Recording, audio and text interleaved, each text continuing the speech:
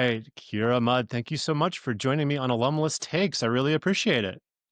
Thanks so much for having me, Ryan. I appreciate the opportunity. Great. Kira, you and I have been connected on LinkedIn for years now. I've enjoyed following your feed, but I did notice in recent weeks, man, you've been full tilt there at the University of Rhode Island, homecoming, all sorts of signature initiatives for alumni this fall. And I was thinking, okay, it's kind of the heart of the fall, and wanted to do a brief sort of segment here with you about homecoming in general, the work that goes into it and what you've learned from it and how important it is at the University of Rhode Island.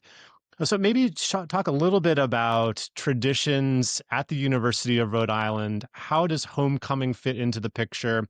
And would you say homecoming has become more or less popular over time? Yeah, great question, Ryan. It's interesting because this summer has been, as you mentioned, full tilt homecoming planning, and our entire team has been completely consumed by it, but it's all been for really great reasons. It's interesting because at URI, homecoming has shifted in popularity and shifted in format across the years. And sometimes we've even combined it with family weekend, but this year we had tried a whole new approach. URI as a whole is not a university that is traditionally tradition heavy. But we do see that there is great affinity between our alumni and different clubs and organizations on campus, such as Greek life or sports. And homecoming always, traditionally, if you will, attracts tons of alumni and community members to campus to attend the football games and things like that. But when it comes to organized alumni events, that has really shifted over the years. And so the popularity and attendance has kind of ebbed and flowed across the years. However, we do recognize that URI is on an incredible trajectory right now. And so we're seeing a shift in affinity and pride between our alumni and the university. And we thought, with that, let's capitalize on this momentum that the university is experiencing to expand our homecoming efforts and alumni participation. Talk a little bit about that interesting shift in pride and school spirit, and then how you and your teammates have worked to innovate around homecoming the last couple of years, I guess, to kind of meet the moment, right, of that change in demand. URI as a whole, we're a state public university and we've been around for many, many years.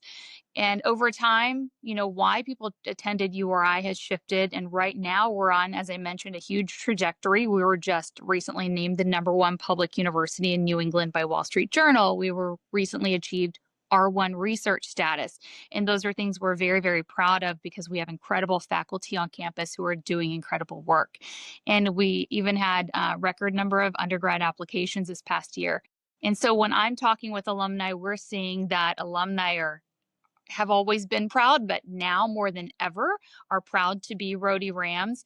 And we have thousands of alumni, 150,000 living alumni, 60,000 in our own backyard in the tiny state of Rhode Island who haven't been to campus in years.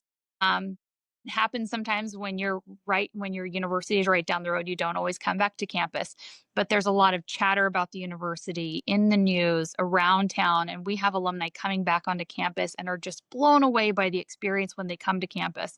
It looks nothing like it used to. There are new traditions that students are starting that didn't exist then. And it's suddenly like they have this renewed pride about what it means to be a URI alum. And so that is something we love to see. And we thought, my gosh, we're on this incredible trajectory. Let's revisit how we approach the entire homecoming experience. So this year, what we had in past years was from the alumni perspective, our organized efforts were really around a small Saturday activity near the tailgating area that had different tabling from departments across campus, those sorts of things. And we had activities, we'd have a DJ, those sorts of things. It was pretty small, and people, I feel like, tended to just happen upon it. This year, we said, we have all this momentum. Let's create the type of homecoming that a university that is this established with this many alumni truly deserves. And so what we approached it as was, we don't want anyone to participate who's just going to table. We really want to create an engaging and memorable experience for anyone who comes out. We want to create an experience that when people look at their full schedule of options for the weekend, they say, this sounds like a great time. This is where I want to be. And we recognize that we compete with that across the board. People have so many options of things to do. How can we be the top choice for how they want to spend their time? How can it be something that is inclusive and family friendly and just offers things for everyone that makes you say, this is where I need to be. And so, what we did this year, the whole team really did an incredible job of reaching out to campus partners, reaching out to alumni, reaching out to anyone who might have interest in participating in a weekend experience. And we created a renewed version of what we always call as Rhodeyville. And essentially, it almost has like a state fair vibe. One of the key things we did this year is we created Rhodeyville in an area that has single points of entry so we can actually capture attendance, which I think is very important for being able to convey the impact and outcome to stakeholders, which was huge for us to be able to really talk about the success of the weekend. But again, going back to creating these engaging, memorable experiences, we partnered with tons of campus partners and said, hey, we want you to come out and challenge you to offer some sort of engaging activity. So we had all of our colleges showed out in incredible ways. We had the College of Pharmacy doing scented slime making. We had football throwing contests. We had all sorts of really fun things that people of all ages would want to do. We also had things like alumni owned business stations. So we had these pop ups where we call it Rhodey Marketplace, where alumni owned businesses are featured so that anyone who's coming through the Rhodeyville experience could go and check out alumni owned businesses, purchase some of their items, but also create awareness and visibility for our alumni who own businesses around town, which was incredible. We also leveraged the opportunity of if we have this full blown weekend and we really want to attract as many people as possible, let's make 50th reunion part of it as well. So that way we could highlight and celebrate our 50th reunion class of 75 attendees, but we could also fold that into homecoming activities so that they could partake in activities with their 50th class reunion, but also come out and experience Rhodeyville, which is a really engaging experience too. So we did all this, we built all of this amazing programming. We had live music, we had food, we had face painting and caricatures. It was a really, really great time. But we also realized that what's the point of building this amazing experience if we don't really promote it in advance and paint the picture of what the experience would be? We can create an amazing weekend, but it's all for nothing if we can't get the people there. So we really invested for the first time on the front end of doing just that. How do we invest in multi-channel marketing to make sure and get the word out about the experience that alumni and other constituents should expect to experience when they come to campus? And I think that was really key to creating this really positive outcome by really building chatter around what that experience is like. Sounds like there's a lot of stuff going on there. The enhancement of Rhodeyville. It sounds like it was a real family friendly vibe, right? I'm imagining my younger children enthusiastically doing a football throwing contest or making slime. That would be really fun. It also sounds like from a tactical perspective on the marketing side, getting people to show up, getting people to register, there was some real innovation going on there. What would you say a homecoming strategy or tactic is that you think was most important in making it memorable for your alumni and guests? I really think the most impactful thing we did was eliminate simple tabling and those sorts of things, but it had to be engaging. It had to be hands on. It had to be something that everyone showed up. It could be inclusive of all ages, and people would show up and get to have hands on experiences doing something. It needed to be something that would get people to show up and stay. So, Yeah. how could create a schedule of things, or how could we create engaging experiences where people don't just come through and they walk through and they're done in 30 minutes and they're like, was this worth my time? But instead, an experience where people show up and they want to get in early. They have tons of things to do. They can hang out on the grass and listen to the music, or they can hang out in chairs and listen to music and really make it a day of being on campus. And I think that is what allowed us to create this experience that is memorable for alumni, to where they do look forward to coming back next year and being part of it as it continues to grow. The notion of making it memorable, just a quick sort of follow-up thought in my head is, was there an education element that you had to provide for your colleagues on campus, that you were sort of making this shift from sort of tabling, right, to engagement? It sounds like you would have had to have some sort of a education component for exactly to let your colleagues around the campus know exactly what you were looking for.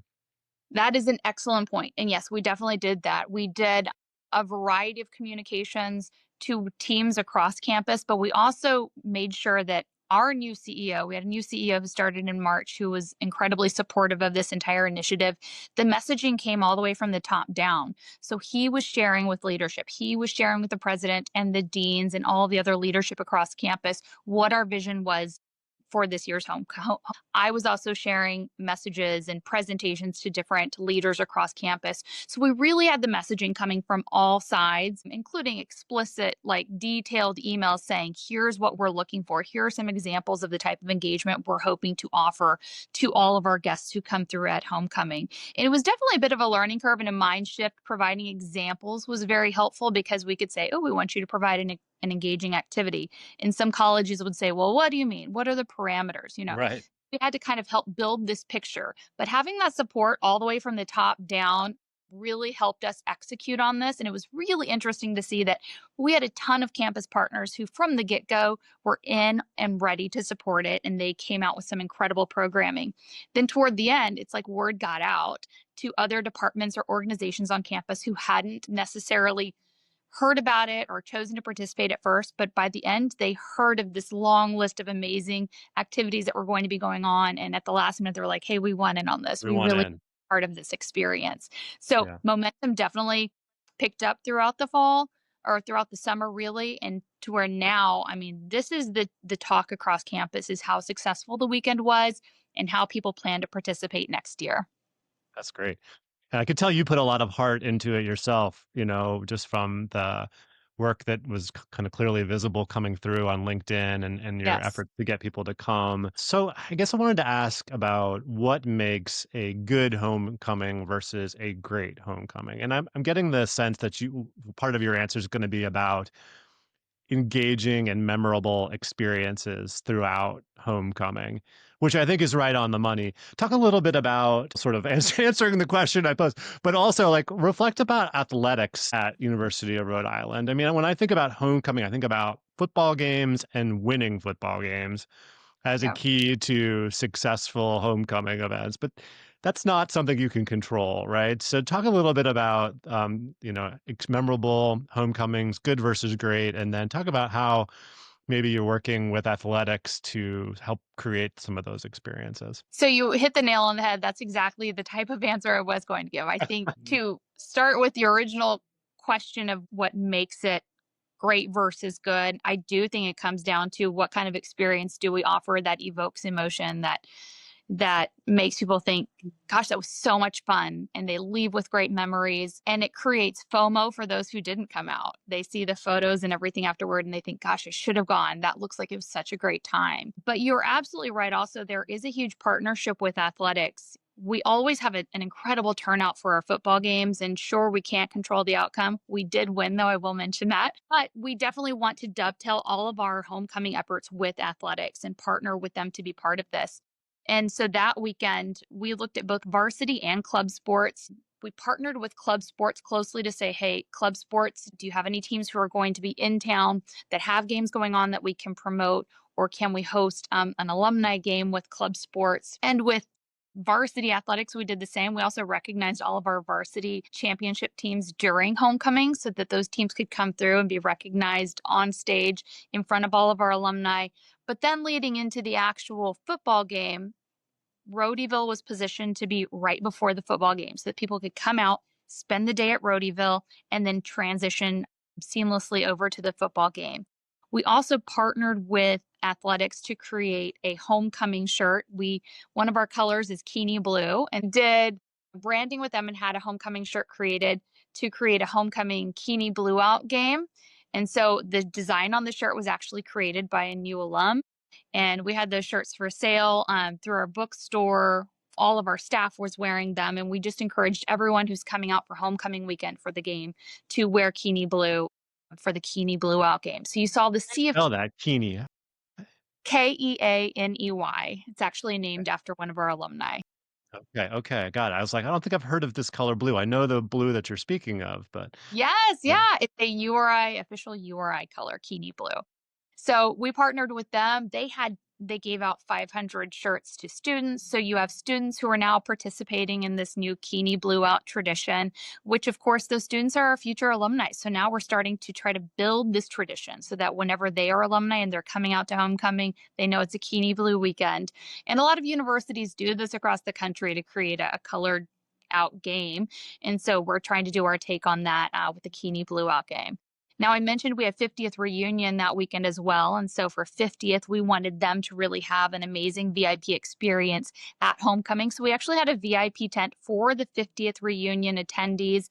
It was right there in the end zone of the football field. So they could have kind of this VIP almost on field experience to watch us as we score touchdowns and watch the teams run in and really have a really memorable experience right there at the football game to encourage them to participate, but also create something that feels exclusive. Um, Curious, lots to talk about. We could probably keep the conversation going about the other interesting fall traditions you've been working on. You have not slowed down since homecoming, I can tell. Thanks for making some time to record this. Always the last question on Alumless and Alumless Takes is a book or a movie, podcast, show, article, anything that you might recommend to the listening audience. So this is one that I'm sure you've heard of. And I had not heard of it actually till, like I mentioned, we had a new CEO start. And whenever he started, he recommended a book to our staff to read called The Power of Moments by Dan Heath. And it's an incredible book. And it talks really about how do we create memorable moments through everyday experiences. And whether that's at events, you can apply it to alumni events, you can apply it to day to day interactions with staff and team members. And it's really about we can create any sort of memorable moment by being intentional with how we execute things, by how we interact with people, by being intentional about details when it comes to creating events or any sort of alumni engagements. So, The Power of Moments was a really amazing book that gives you a whole new perspective at how you look at simple everyday moments and how you can be intentional to make them memorable. I mean, it feels like all we're doing here is building kind of core memories. And how do you positively influence those ones that will propel people to return, right? In our case. Awesome. Well, let's stay in touch. Maybe we'll check back in with you in the spring and find out how the rest of your year went. Kira Mudd is the Director of Alumni Engagement at the URI Foundation and Alumni Engagement. I've had the pleasure of working with your former leader, Lil O'Rourke, as one of my colleagues at Washburn McGoldrick. So it's been great to learn a little bit more about you all kind of behind the scenes as well. But Kira, grateful so much for your time. And thank you so much for the great thoughts you had today on homecoming. All right. Thank you so much, Ryan. Really appreciate it.